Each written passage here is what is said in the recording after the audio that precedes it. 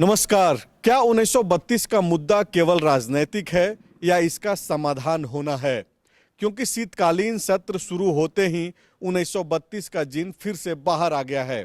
झारखंड मुक्ति मोर्चा ने भी स्पष्ट कर दिया है कि राज्यपाल ने जिन बिंदुओं पर आपत्ति जाहिर करते हुए इस बिल को लौटाया है, हूबहू फिर से सरकार सदन से पारित कराकर राजभवन भेजेगी।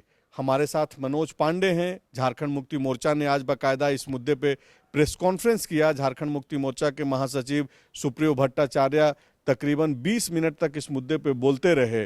मनोज पांडे बताएंगे कि जेएमएम का जो रुख है उसको किस तरीके से देखा जाना चाहिए। क्या सरकार और सरकार में जो शामिल दल है, झारखंड मुक्ति मोर्चा, कांग्रेस और राजद, या फिर विपक्ष के भी जो लोग हैं, क्या चाह रहे हैं कि 1932 का जो मुद्दा है उसका समाधान हो? देखिए, कोई भी नहीं चाह रहा है। सच्चाई ये बात है। हर कोई इसको राजनीतिक विषय ही बना के रखना चाहता है। कांग्रेस इस बात को भली भांति जानती है कि ये मुद्दा नहीं पास होगा, तो लिहाजा वो अपना पैर क्यों खींचे। इसलिए वो जेएमएम से ज़्यादा जोर से कह रही है कांग्रेस कि नहीं, हम तो 1932 की ही बात करते हैं, जबकि उनके सांसद भी इसका विरोध कर चुके हैं। उसके बाद आरजेडी, आप समझ लीजिए, वो भी कह रही है कि नहीं, ठीक है, झारखंडी अस्मिता की रक्षा होनी चाहिए, क्योंकि ये होना नहीं है। तो हर कोई कह रहा है। सिर्फ बीजेपी वो कह रही है सर्वसम्मति से पास हुआ, ये लिखवा लीजिए स्पीकर महोदय। किस अगर भाई सर्वसम्मति से पास हुआ तो फिर रघुवर दास की सरकार ने क्या बनाया था? उस समय क्यों नहीं सर्वसम्मति बनी 1932 पे? मेरा ये सवाल है। आज जेएमएम का रुख थोड़ा बदला इसलिए नजर आया कि अब खतियान की बात हो रही है कि 32 के अलावा भी जो खतियान है, तो उसमें जो पिछला जो विधेयक गया था कि 1932 या उससे पूर्व, अब है कि कोई भी खतियान, मान लीजिए कि कोल्हान में जिसकी बात कोल्हान को लेकर के गीता कोड़ा, मधु कोड़ा और दूसरे जो नेता उठा रहे थे, वही चीज अब जेएमएम भी एक्सेप्ट करने लगा है। और हो सकता है कि सरकार इसमें सिर्फ संशोधन करके 1932 को फिर से ले आए। हाँ, ये लेके आए। और बाकी वो 3rd और 4th ग्रेड 100% रिजर्व करके वो कह रहे हैं कि इसी से झारखंडी अस्मिता की रक्षा होगी। लेकिन आपत्ति तो इसी पे है।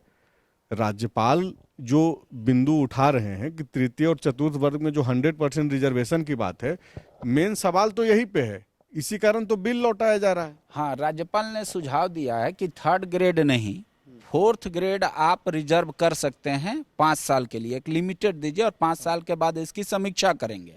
और 3rd ग्रेड में प्राथमिकता देंगे। तो प्राथमिकता किसको देंगे? स्थानीय को। तो स्थानीय कौन, पहले ये परिभाषित करना होगा सरकार को। अगर सरकार कह रही है कि नहीं, खतियान ही झारखंडी की पहचान है, तो कौन सा खतियान? 1932 या उससे पूर्व, या 1932 या उसके बाद भी जो खतियान है वो होगा। आप जब झारखंड मुक्ति मोर्चा का प्रेस कॉन्फ्रेंस कवर कर रहे थे, तो आज तो जेएमएम ने स्पष्ट कर दिया कि 1932 और उसके पूर्व और उसके बाद वही जो खतियान है जिनके पास, उसको माना जाएगा। हाँ, माना जाएगा। लेकिन अब उसमें भी एक पेच है। साहेबगंज और पाकुड़ में कई ऐसे प्रखंड हैं, वहाँ कभी भी नहीं हुआ, ब्रिटिश काल से भी सर्वे नहीं हुआ। तो उनका तरीका क्या होगा? तो उन्होंने कहा ग्राम सभा इसका तय करेगी, निर्धारण करेगी। तो ग्राम सभा 100% बायस्ड ना होके, बिना बायस्ड अनबायस्डनेस के तौर पे चयन करेगी। ये कैसे होगा? बीजेपी कह रही है और बाबूलाल मरांडी स्वयं कर रहे हैं कि जहाँ पे बहुत सारे लोग बाहर बांग्लादेशी आके बैठ गए हैं, तो उनका चयन पे हम सवाल उठाते हैं।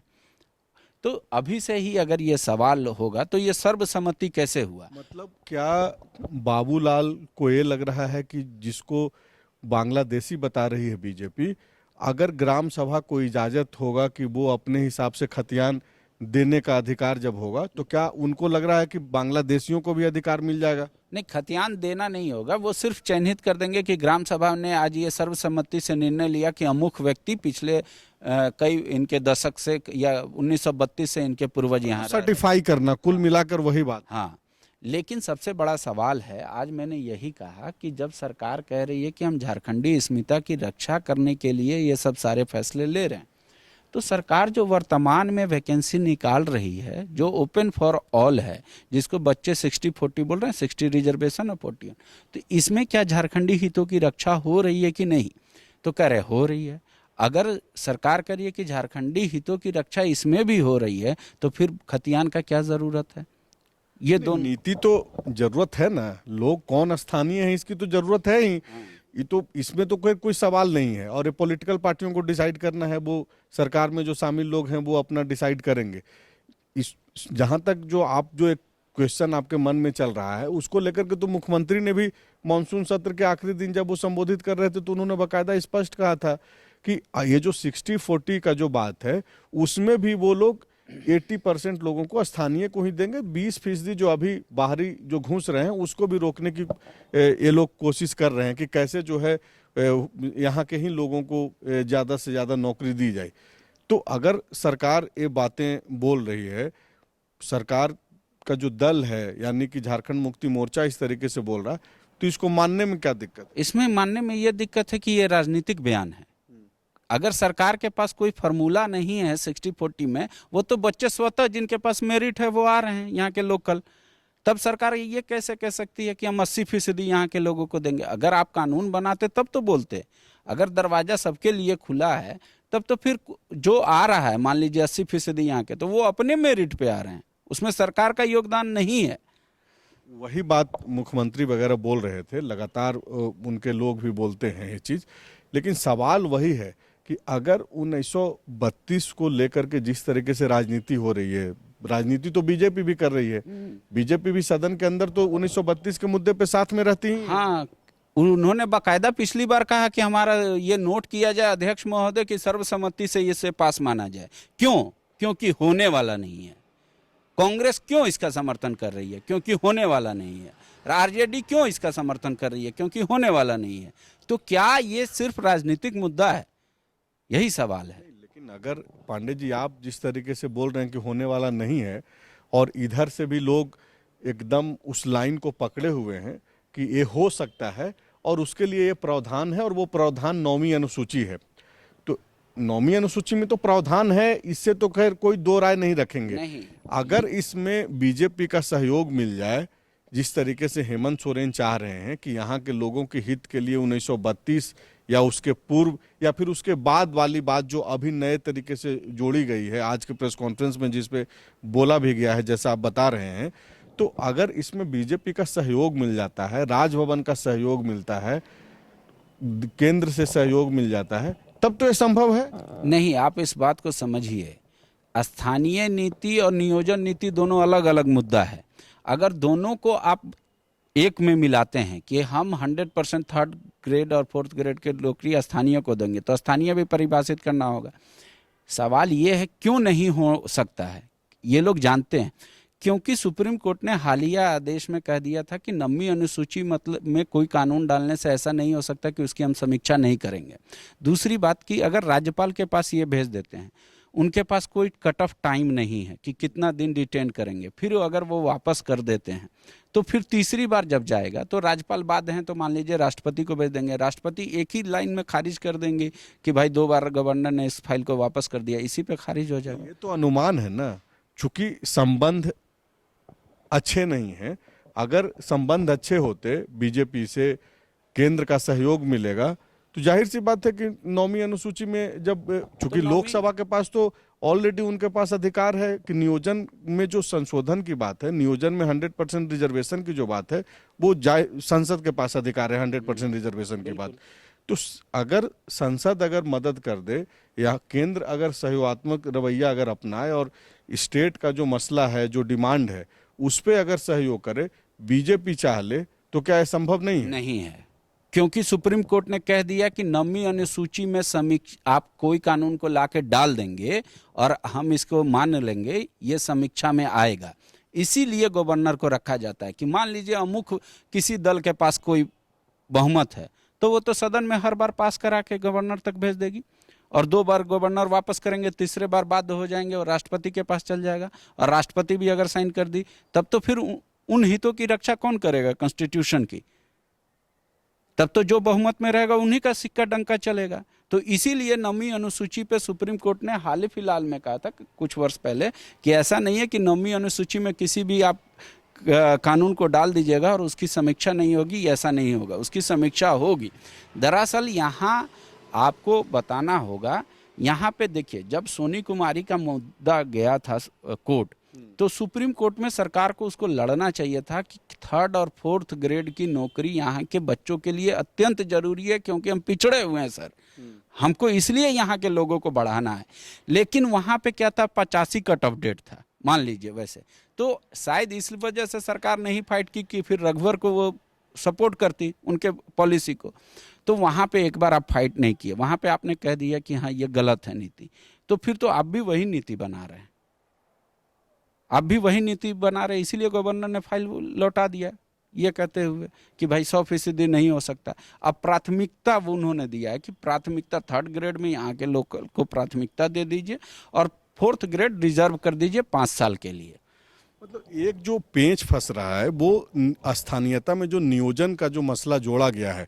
आपको याद होगा कि बीते साल नवंबर में, यानी कि 2022 के नवंबर में, जब विशेष सत्र बुला करके 1932 आधारित खतियानी नीति जो विधेयक जो पास कराया गया था सदन के भीतर से, उस दौरान सदन के कार्रवाई के दौरान ही जो है विनोद सिंह जो भाकपा माले के विधायक हैं, उन्होंने एक संशोधन प्रस्ताव लाया था और नियोजन को इससे जोड़ा था, जिसमें यह बोला गया था कि तृतीय और चतुर्थ वर्ग के लोगों को जो है, झारखंड के लोगों को 100% रिजर्वेशन दिया जाए। तो स्थानीयता और नियोजन जो है एक ही साथ जुड़ गया था। इसी पे सवाल जो है बार बार उठ रहा है। तत्कालीन राज्यपाल उस वक्त जब रमेश बैस थे, उन्होंने भी सवाल उठाया था, और अभी जो सीपी राधाकृष्णन हैं, उन्होंने भी अपना संदेश देते हुए इस विधेयक को लौटाया। और सदन में शीतकालीन सत्र के पहले दिन का जैसे ही कार्यवाही शुरू हुआ तो स्पीकर ने राज्यपाल के संदेश को ही पढ़ा और सदन के सदस्यों को अवगत कराया, सदन को अवगत कराया कि विधेयक लौटा दिया गया है। दरअसल पूरा जो पेंच फंस रहा है वो नियोजन के मसले पे फंस रहा है। नियोजन का अधिकार सभी नागरिकों को है। देश भर में कहीं भी जाकर के वो जीविकोपार्जन के लिए नौकरी ढूंढ सकते हैं, नौकरी कर सकते हैं। उनको आप 100% किसी भी स्टेट में आप एक व्यक्ति को, एक उसी स्टेट के लोगों को रिजर्वेशन नहीं दे सकते हैं, इस तरीके का कानून है। लेकिन स्टेट का जो, राज्य सरकार का जो तर्क है वो भी तर्क कमजोर नहीं है, और सरकार का तर्क ये है कि हम 100% रिजर्वेशन दे सकते हैं और इसको लेकर के जो है केंद्र इसमें मदद करे, 9वीं अनुसूची में इसको डलवाया जाए। 9वीं अनुसूची में कैसे डलवाया जाएगा? संसद के पास अधिकार है कि नियोजन में अगर किसी तरीके का आरक्षण बढ़ाना है, आरक्षण देना है 100%, तो वो संसद ही तय कर सकती है। तो अगर संसद से इसको पास करा लिया जाए और फिर इसको राष्ट्रपति के पास भेज दिया जाए और 9वीं अनुसूची में डाला जाए, जैसा कि तर्क दिया जा रहा है कि 9वीं अनुसूची में जब डाला जाएगा तो इस नियम को, ये जब कानून बन जाएगा तो इसको चैलेंज कोर्ट में नहीं किया जा सकता है, क्योंकि आपको मालूम है कि कोई भी नियम सरकार बनाती है और वो चैलेंज कर दिया जाता है और बाद में जो है समस्या शुरू हो जाती है, खास करके युवाओं को जो है इसका सामना करना पड़ता है। तो कुल मिलाकर के जो जिद है राज्य सरकार की वो ये है कि मैं इसी के तहत, इसी नियम के तहत जाऊंगा और आप इसको 9वीं अनुसूची में डालिए। लेकिन इस पे राज्यपाल सवाल खड़ा कर रहे हैं, राजभवन से इसको लौटा दिया गया है। अब देखिए कि शीतकालीन सत्र चूंकि चल रहा है तो सोमवार से जैसे ही सदन की कार्रवाई जब शुरू होगी तो फिर से इस पे जो है राजनीति शुरू हो जाएगी। लेकिन ठीक उसके पहले शनिवार को, यानी कि आज ही शाम में जो है झारखंड मुक्ति मोर्चा ने अपना स्टैंड क्लियर कर दिया है और कहा है कि राज्यपाल ने भले ही इसको लौटा दिया है, लेकिन हूबहू जैसा कि बीते साल 2022 में नवंबर में विशेष सत्र बुला करके जिस तरीके से स्थानीय नीति तैयार की गई थी और सदन से पास कराकर राज्यपाल को भेजा गया था, उसमें बगैर कोई बदलाव के फिर से भेजा जाएगा। तो आप लोग भी देखते रहिए, ध्यान देते रहिए कि 1932 के मसले पे सरकार का जो स्टैंड है उसमें कोई फेरबदल होता है या नहीं, या फिर राजभवन को इस पे फिर से पुनर्विचार जब दोबारा भेजा जाएगा तो करती है कि नहीं। शुक्रिया। The follow-up.in. Like, share and subscribe.